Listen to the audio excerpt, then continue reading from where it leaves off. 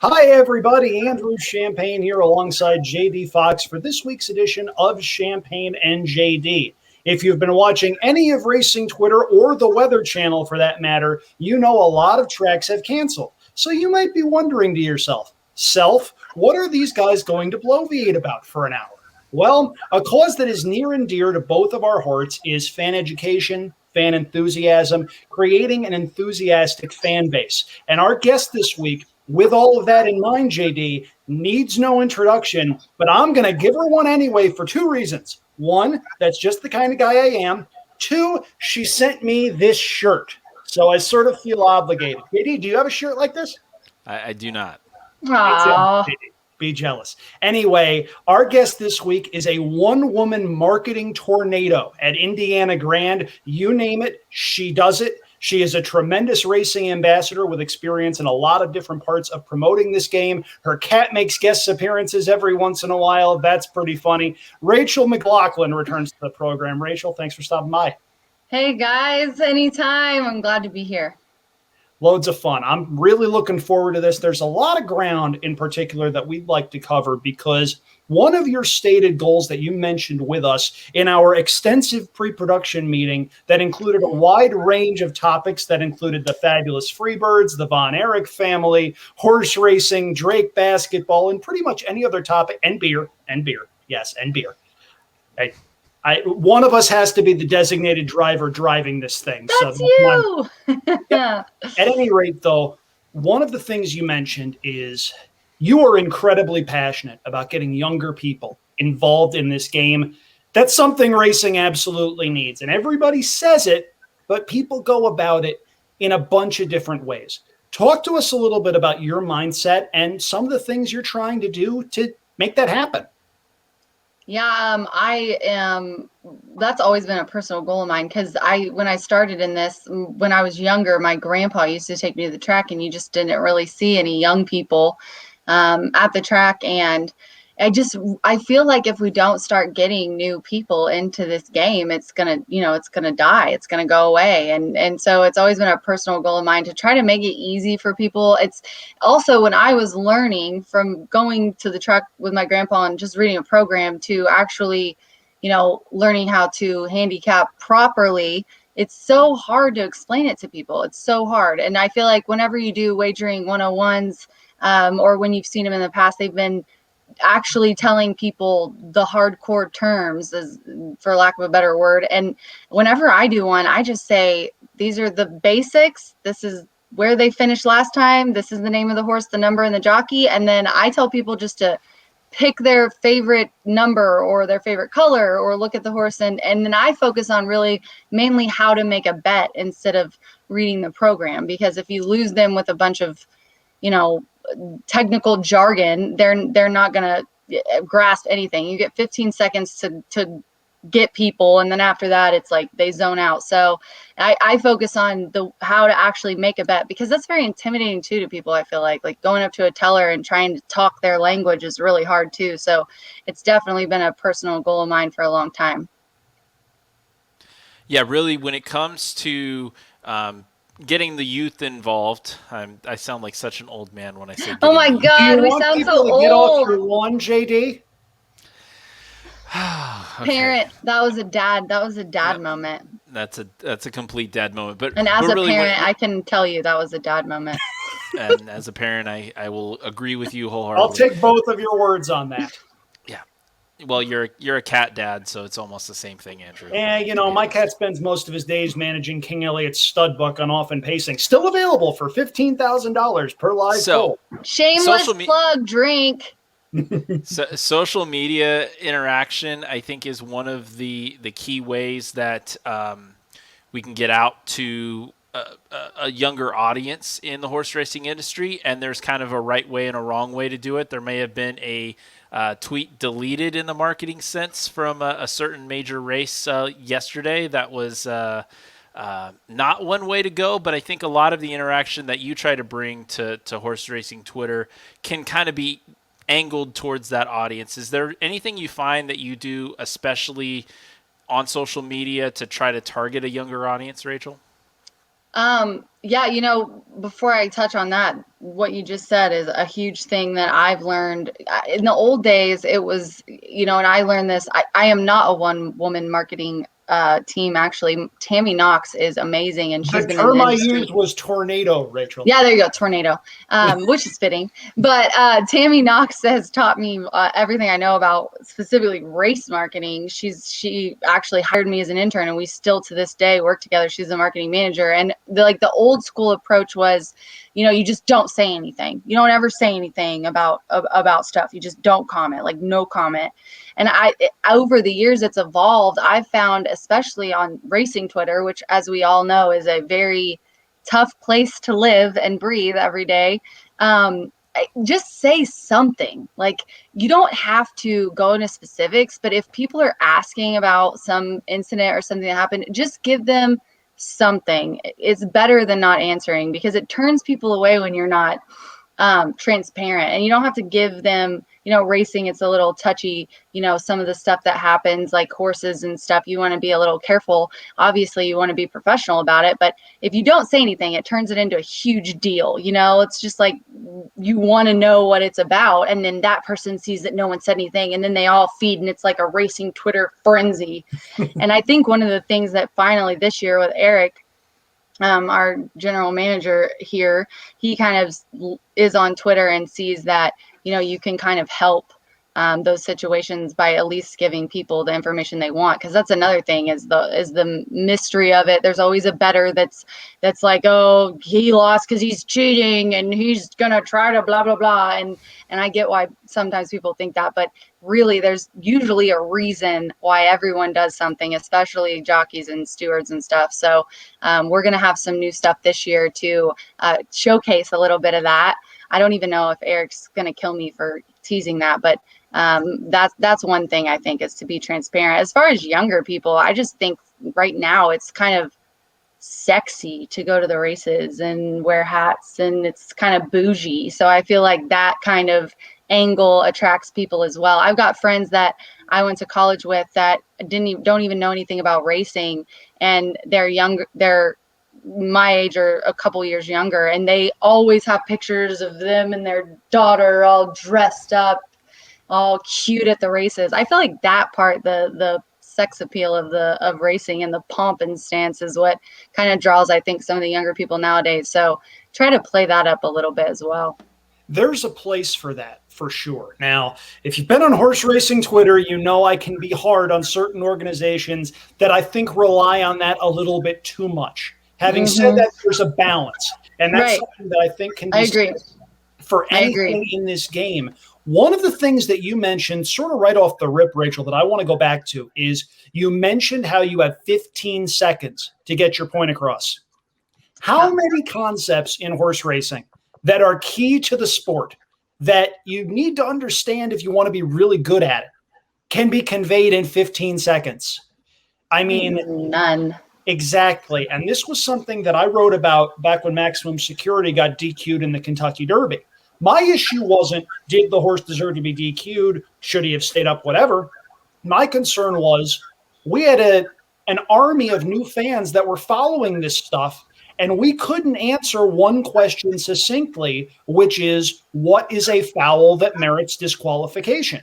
You go to 4 jurisdictions, you're going to get 4 different answers. And by the time we get done explaining that, a potential army of new fans has changed the channel, or they've gone on another social media network. It's something that I wish more people seem to understand, the fact that people devour news in a much different way now, and you don't have a lot of time to make that impression.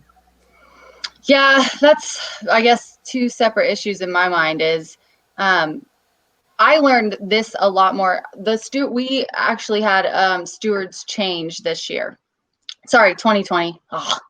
And the ones before, I had known them since I was, oh my gosh, 21, and I'm old now. So for more than 10 years, that's all I'm going to say.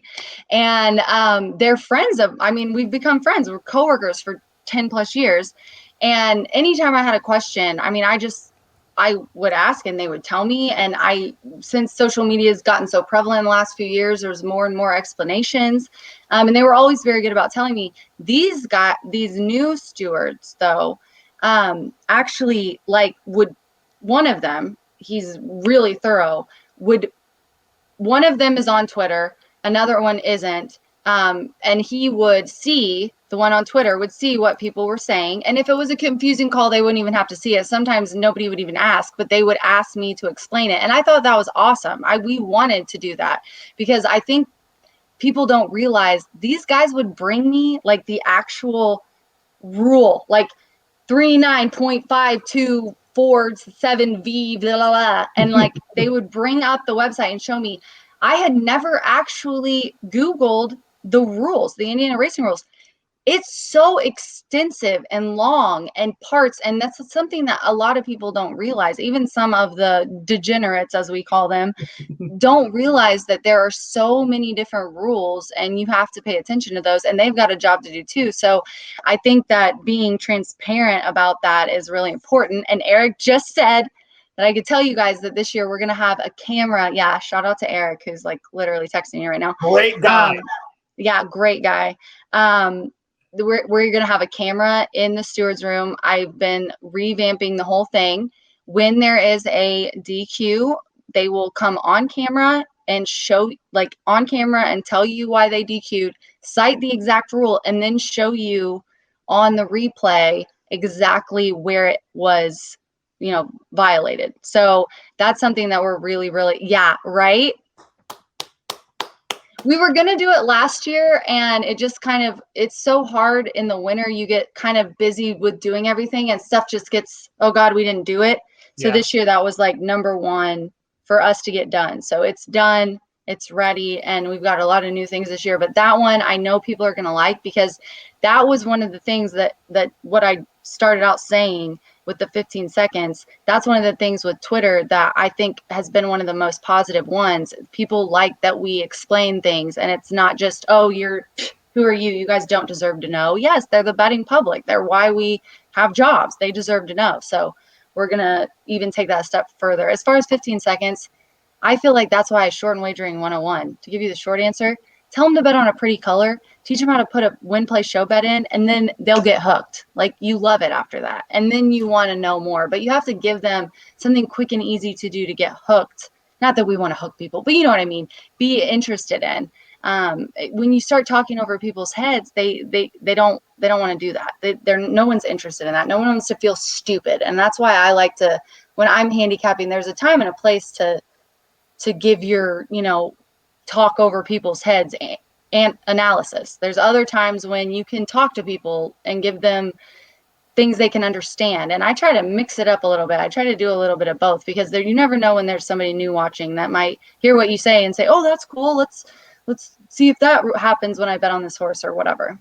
It's the avenue to tell me more, which I think are the three most valuable words in this business. JD, go ahead. I was going to say, I think transparency, one of the things I feel like you guys are most transparent about is sometimes things are beyond your control. One of the state rules in Indiana regarding multi-race exotics, and if they come off the turf for some reason, it's an archaic rule in the state of Indiana. You guys are upfront about that and say, hey, this is out of our control right now. We're trying to get it changed. But Eric tried to get that changed this year, by the way. I do not know if he did. I'll text him, but I'm pretty sure he tried to get that changed. Yeah. So that's one of the things. And yeah, that's another thing that pisses me off about Twitter.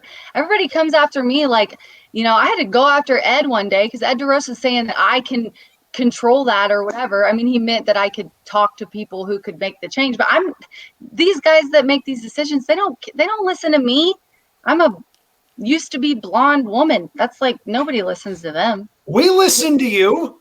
Thanks, Despite guys. the fact that we go at you on Twitter playfully with wrestling gifs, we like you very much, and we respect. If you haven't noticed, I can take it. Absolutely, it's one of your most endearing qualities, and you've got many. No, thank you. Well, I love this show. Come on more often.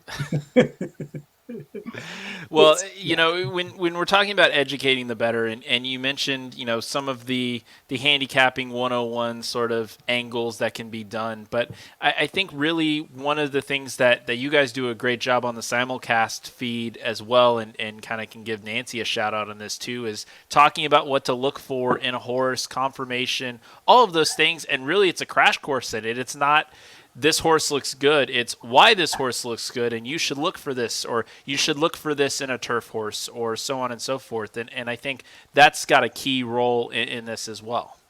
Yeah, Nancy and I love horses. I mean, we talked about this. I have 2 horses. I've ridden my whole life. I was one of the girls that, my grandpa, bet every weekend, but it was harness, so that was totally different. But I was a horse crazy girl. I mean, I eat, live, and breathe horses. They smell so good. They're so majestic, so wonderful. That's how I got into this. So when Nancy and I get together in the paddock, when we get to do stakes races together, we do. I just have noticed this year. Nancy and we're women, so we're very aware of our surroundings, and even when we're handicapping, and we talk about it before we go live. The one hole is is right beside us.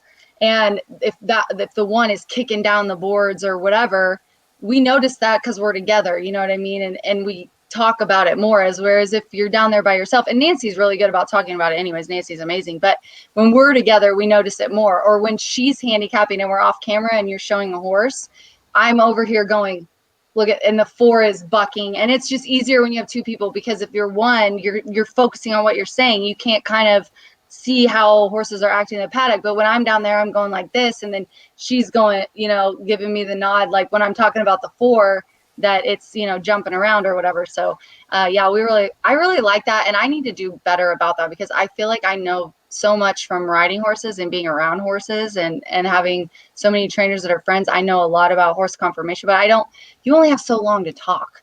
And we try not to make our paddock shows super long, which I know a lot of people do, but again, I feel like people want to know what your top 3 is. Half the people have the audio down. They don't even listen. They're just like, oh, what's the blonde think at Indiana Grand? And then they see 3, 4, 5, and okay, well, we'll all look at it. I think that's mainly what it is. So I try to keep it kind of compact. I give my views and I get off there, because I just feel like after you talk and Nancy even told me this, one of the Fox reporters that she works with, I can't think of his name. It's like a really freaking famous, awesome reporter that does. Anyways, he said the same thing. When you're interviewing someone in a post interview, that's why I literally ask a question and I give them mic. Nobody cares what I say. They care what the jockey says. They care what the trainer says. Well, we both really enjoy the Indiana Grand simulcast feed for a variety of reasons. First of all, we've got relationships with a lot of the people that are there. Bill Downs has come on this show.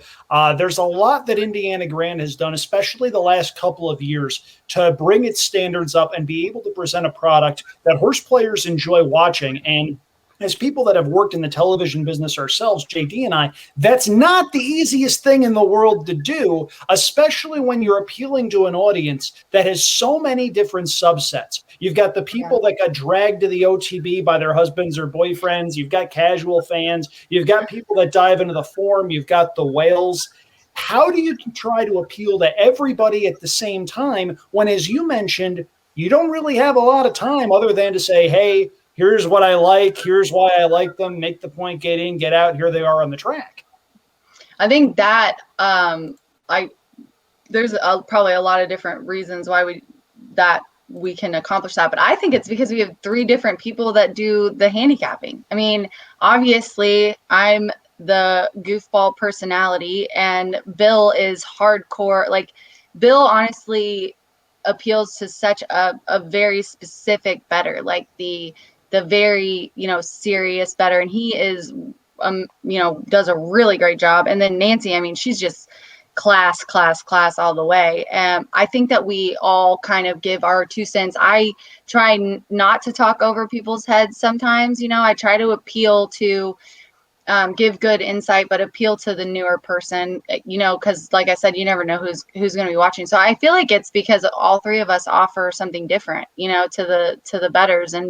And when they're watching, even if they're watching the show, Bill and I's section, part of the Wire to Wire show is so different from Nancy and I's. It's just very handicapping and horses and which ones to look for. And then, Nancy and I are coming on and doing our thing and talking about whatever is going on that day. So I feel like there's a little bit for everybody with the 3 of us. We're all over the spectrum.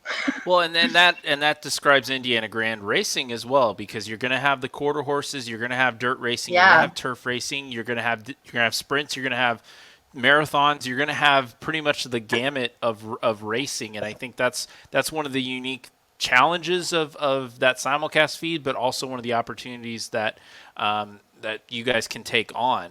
Now, in terms of, kind of the multi-race exotic sort of play, I know you guys obviously give out those tickets and everything, but, is that something you feel like maybe you do too much of because that's a tougher grasp for a novice handicapper? Or is that something you think that keeps people's interest and can show, hey, you can turn this amount of money into a much bigger amount of money, and therefore you should pay attention to this? There's some stuff we do on the simulcast that is for new people, and that's not one of them. I feel like something that we do for the new people is my Twitter Tuesday thing, which, that's something that new people really, I think, would think was cool if they saw that. And he's making bread right now. Champagne, I know you love that. He's like kneading on me, but I feel like that's new stuff. Now, the tickets, like going and running through tickets and like ticket construction, that's obviously for the degens. That's for people who are like already totally invested. Yeah, me. Hey, I want to.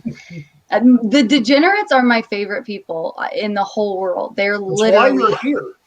Yeah, like I literally have always said since I started, the best part of obviously the horses, but the best part of my job is the people. Like I've learned so much. I'm probably the only track analyst, and I've gone around now. I sit down in the OTB with the degenerates, the 60s, 50, 60-year-old men. I have learned more from than anybody that just are there every single day. And Roger, my buddy who drew your name for that shirt, he's one of them. I've known him since I was an intern and 21. They're my favorite. But I feel like the tickets, with the pick fives and stuff, those are the most, that's for not for new people. I feel like we do other stuff to cater to the novice handicapper.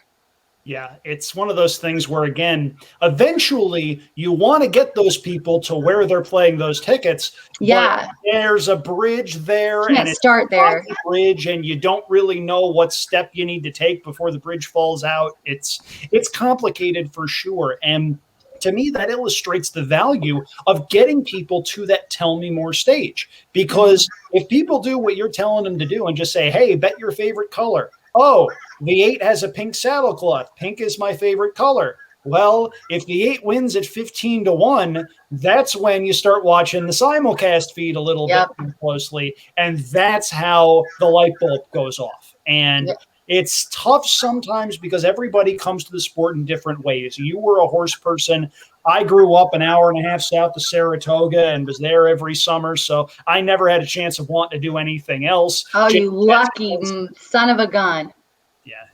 JD has his own story from Northern California. That's great, going to the fairs in up in these necks of the woods. And it's interesting to start talking to people and asking what their stories were. And this goes into educating the better as well, because you've got to know where your audience is coming from and how you want to hit them. Otherwise, a lot of the ventures you're trying to do may fall flat if you don't know your audience. So what are some of the things that you think Indiana Grand's doing to try to get a sense of, okay, who are we marketing to? How do we want to get there? I hate to keep going back to racing Twitter, but I mean, that's why I like to ask people so many questions. I mean, I like to ask people what they want. I just don't like to assume. So a lot of people will tell me, like, that whole rule about the surface change thing. I mean, I always knew that. And, you get stuck in your own bubble, like how Jim Miller and I talked about it last time I was on, and it's your home track and it's your track all the time, like 24/7. I follow, obviously, national horse racing news, but I'm not looking up what, another track is doing betting wise. You know what I mean? It's not, I might catch it or pick it up here and there in a conversation, but that's why I love social media so much, is because if people want to tell you what they like and what they don't like, they will do so on social media. People love giving opinions. I love asking people opinions, because I feel like, it just makes you, more popular. Give people what they want. That's what we're here for. There's some stuff out of, like JD pointed out, like there's some stuff that's just out of your control. There's nothing you can do. You can try to change it. It's not going to get changed. The whole pick six carryover stuff. I mean, we tried, but like the horsemen, another thing I don't feel like people realize is it's not just like the track says, this is what we're going to do. We're going to do this. And that's how it is. I mean, we have to answer to the commission. We have to answer to the horse racing, all the trainers and the HBPA. There's a ton of people that have to sign off on a decision.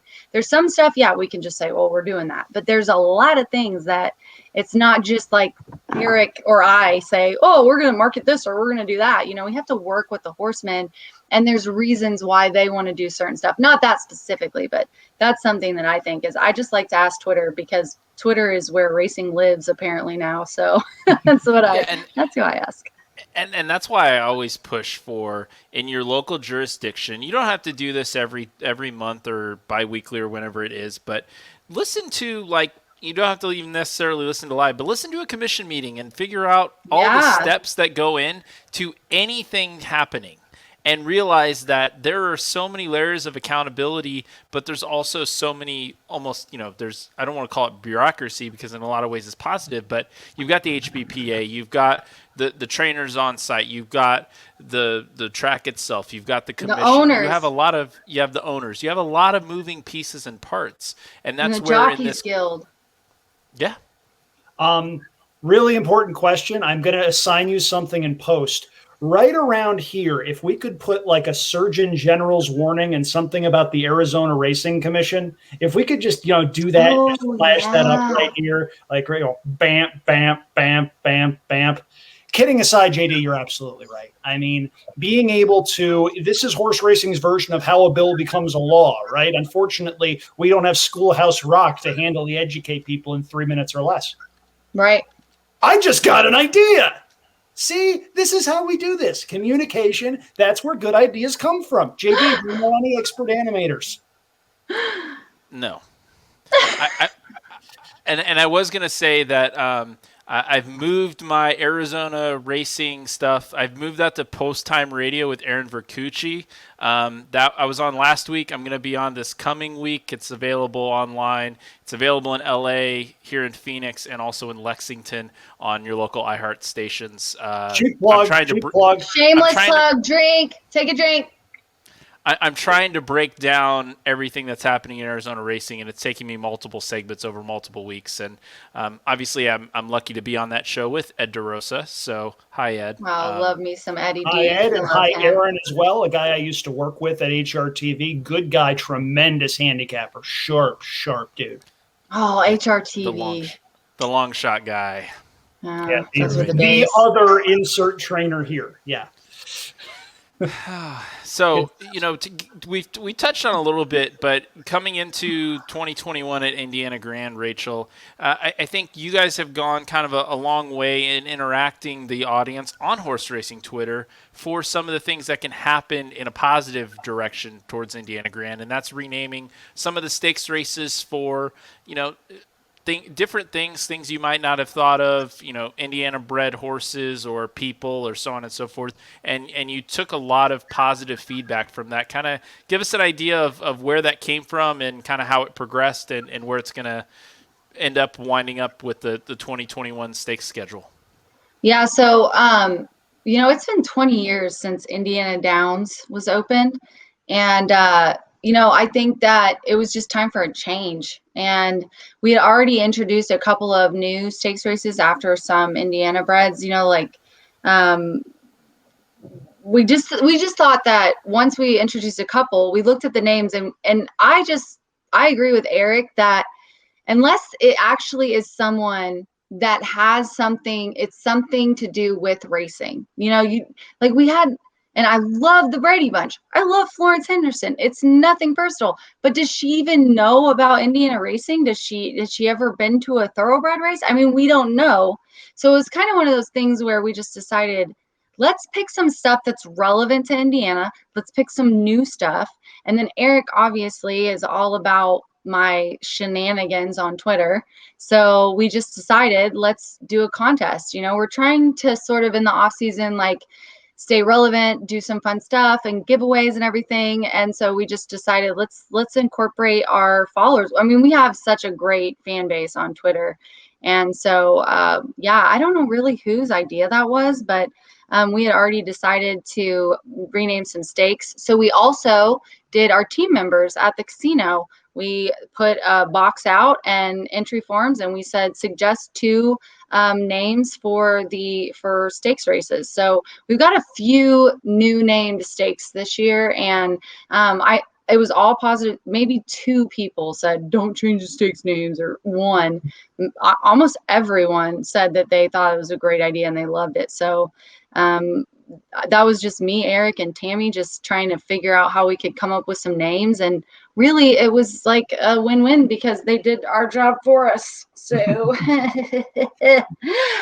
didn't even have to think of nothing. Yeah, for sure. 2 things here.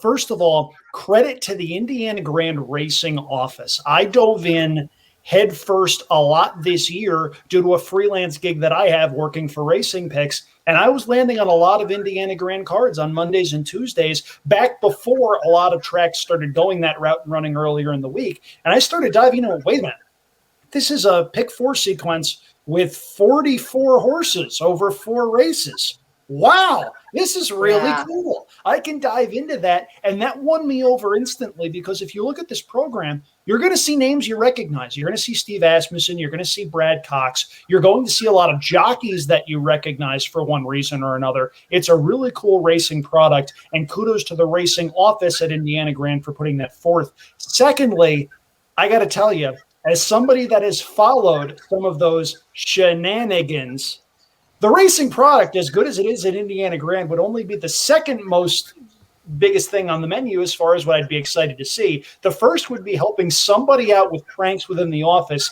And I got to tell you, Rachel, I am a mercenary for hire. Oh man, dude, I love messing with Eric. It's so easy. It's just so easy. You walk in there with a freaking lipstick allowance for $1,000 and it's instant.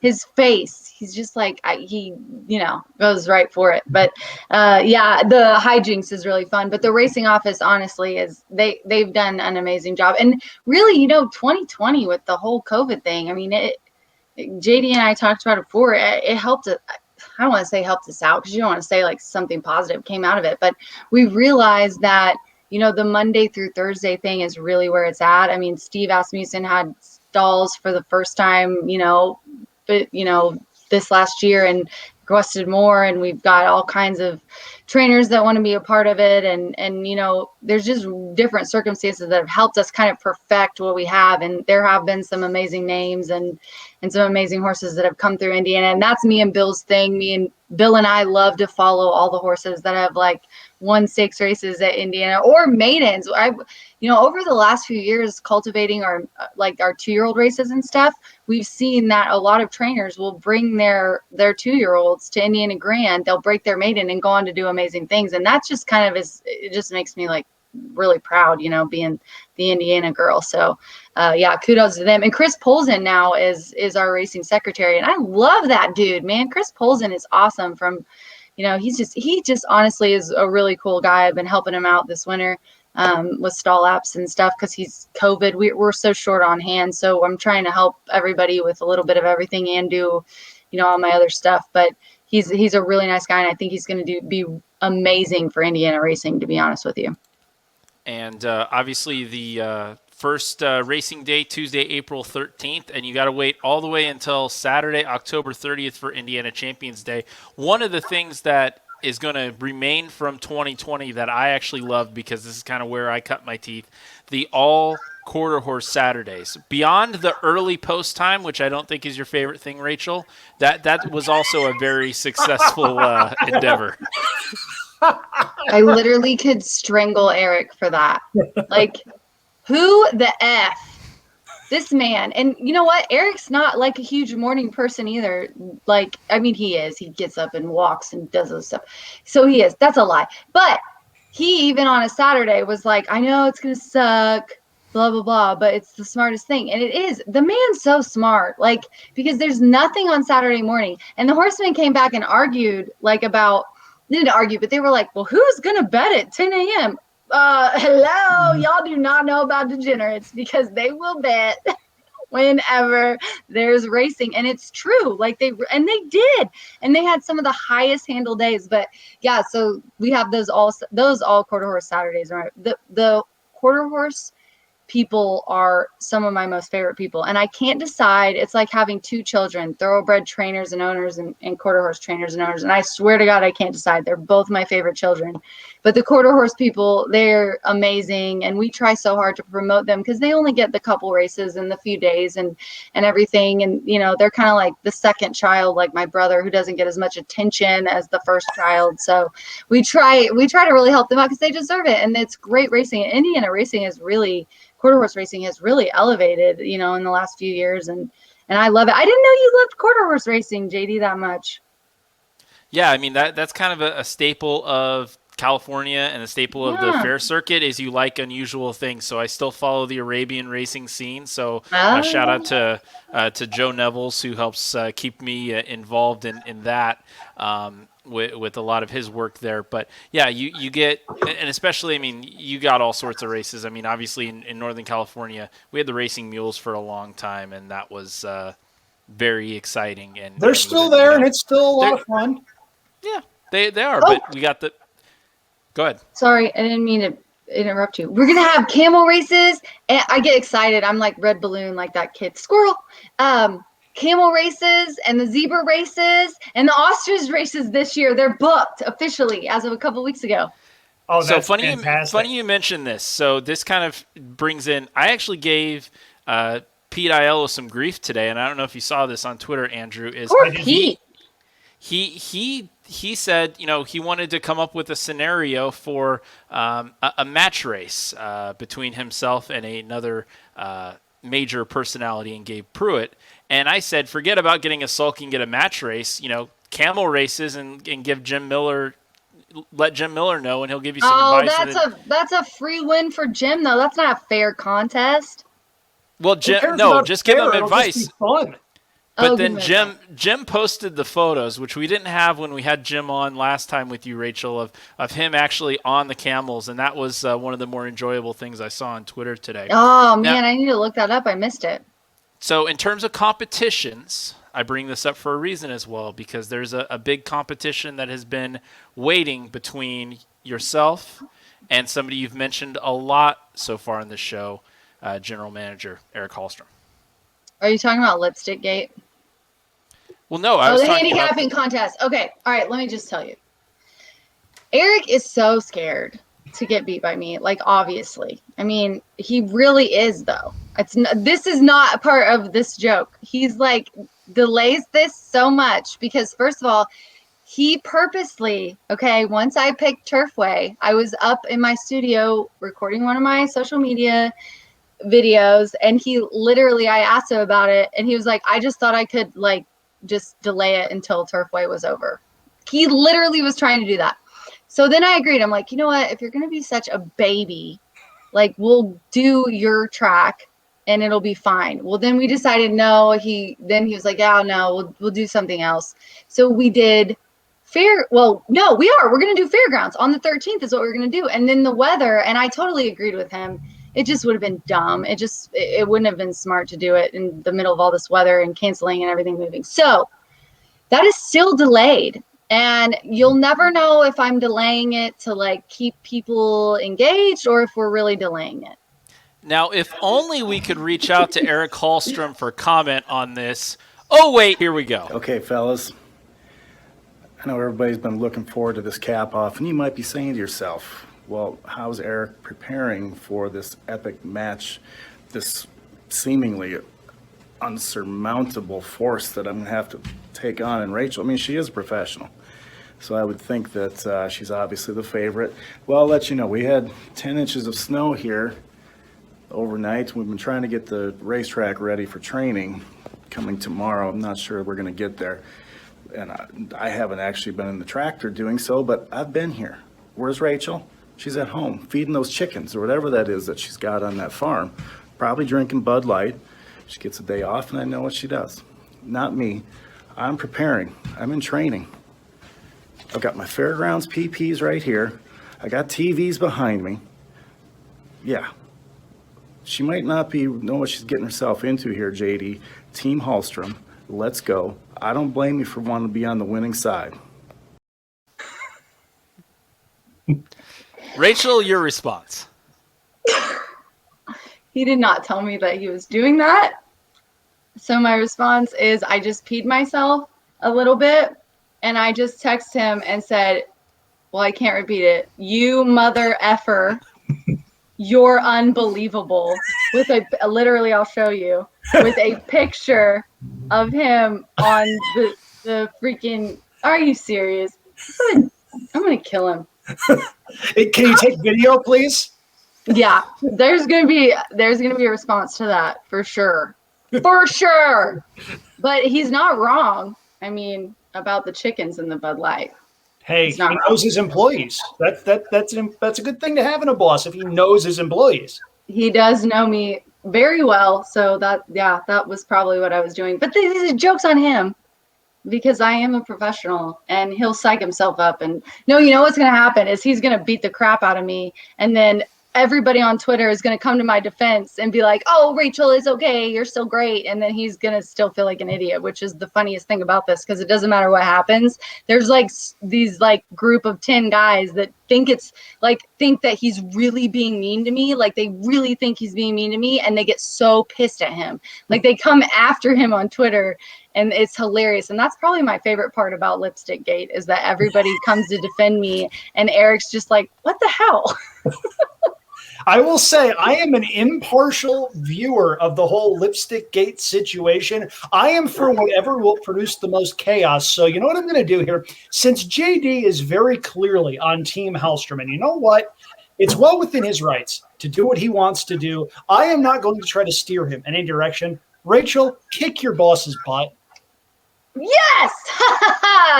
Champagne's on my side. In your face, JD. And you aren't going to be the officiant either. You tried to come in and try to act like you were going to be all impartial. Bullshit. You got a lawyer involved. That's right. Come at me, bro. You and Eric, come at me, bro. Come on. It ain't about what you know, it's who you know. Okay. And that will transition to our final thoughts segment. I don't know how I'm going to do mine. Somebody else is going to have to go first. All right, my final thoughts. Really, I'm saddened by the weather and kind of what it's done to this stake schedule. If we thought we had a weird 3-year-old campaign last year with the movement of these races and delays in even some 3-year-old maiden races that could have impacts on the Derby Trail, it's very interesting to see how it's all going to play out. But just everybody be safe. I know we've got some conditions, especially I'm thinking about those in Texas and some of the areas that aren't used to it, that are dealing with the freezing temperatures, freezing pipes in their houses, all the snow. Taking care of the horses is paramount. So, our folks, our good friends at Sam Houston have been doing a great job keeping everybody updated, and the other tracks have done as well. But, consider that Sam Houston's doing it all without snow removal equipment and keeping the horses healthy and all of that. I mean, I just wanted to give a tremendous bit of gratitude for everybody on the backside that's dealing with this and dealing with it and keeping the horses safe during these freezing temperatures and this unusual weather pattern that we're still going through for over a week here in the U.S. So that's my final thought, Andrew. Do you still need time? Do you need levity? Rachel has made me laugh with a lot of things that she's said, so I'm just going to let her go first, and then I'll close it by bringing, some seriousness to the proceedings, because apparently I'm the one that's doing that now. How does Gimmick Andrew, the owner of Gimmick Andrew, become the serious one in a 3-person, team? I don't really know what happened there, but Rachel, the floor is yours. Yeah, you underestimated me. It shall be the last time. I guess for final thoughts, I'm really excited for 2021, and I'm glad you guys wanted to talk about, bringing new people into it, because I think it's so important to bring young people into our sport. It's the sport of kings, and we got to keep it going however we can. So it's really near and dear to my heart, and I hope I shed some light on some of that, and just excited for some of the new stuff for 2021. I can't wait to get started, and we're going to implement a lot of things that people like. obviously some things that people don't like, but we're just really excited that we have, people on Twitter that want to tell us what they like, and that we can try to get that done for them. So, and I love talking to you guys, and Team Rachel, hashtag Team Rachel is my final thought. That sounds about right. Yeah. Hashtag. So I was going to say something about the Saudi Cup. I'm not going to do it. I've already tweeted about it a couple of days ago. If you want to know my thoughts on the whole situation, you can go there. One thing I am going to do, though, I'm actually going to call a little bit of an audible here based off of some of the things that Rachel said. Was one of the things that got me when I saw a tweet a couple of days ago was, if you could change anything in horse racing, what would you do? And naturally, it's horse racing Twitter. This drew hundreds of different responses from, one end of the spectrum to another. My answer is very simple. There are organizations within horse racing who try to say, we want to grow the game. We want to grow the game. We want to grow the game. Someone comes up with an idea that involves some sort of change or short-term sacrifice for long-term gain, and then the same people who tried to say we want to grow the game are suddenly saying, you want us to do what? And I just want to commend the people at Indiana Grand for trying a lot of different things, because one of the things that goes sort of unnoticed is if you try 10 things, maybe only 3 or 4 of them are going to stick. But as long as you don't make the same mistake twice, and as long as it's not a situation where you're not falling forward or you're failing too slow to get onto the stuff that really works, that's completely fine. I love that Indiana Grand's trying new things. I love the camera in the steward's room. I think that's fantastic. I think that's a tremendous innovation that a lot of horse players out there have been asking for on American circuits. You see overseas circuits. Dubai had this a couple of years ago where they say, why can't we do that here? Well, at least one track is. And then maybe it'll catch on, and we wind up with a more appealing product that the younger people can get into, and all of a sudden the green grass grows all around. JD, that was probably way more optimistic than my original take, wasn't it? It was, and I thank you for that. And the other thing I'm very grateful for right now is that Rachel's initial response to the video was not, hey, JD, what did you put Eric up to? It was, Eric, what did you do? So I'm very thankful to that. Yeah. I was just shocked. I didn't know. Normally he tells me when he does stuff like that. That's why I wondered, though, guys, why he was like, so when's he's not one of those like managers. Like, he's not at all. So why he asked me about the podcast, I was like, bro, what do you mean? Like, do you want to jump on like live? And then that's why I was cracking up, because you got him to send you that. And I don't give you any fault at all, JD. Yeah, a little bit, but mainly Eric. That's my co-host right there, the technical wizard that he is. That was his thing, and I'm delighted that Eric was able to help us out with that. He has helped build a really cool thing in Indiana. He's not alone, obviously. There's a lot of really good people doing tremendous work in Shelbyville, Indiana. Rachel, thank you so much for stopping by this week. This was a lot of fun. Where can people find you on social media? What hashtags should people be abusing? Anything you want to promote? Obviously, hashtag lipstickgate, number one. No, I'm just kidding. At Racing Rachel M.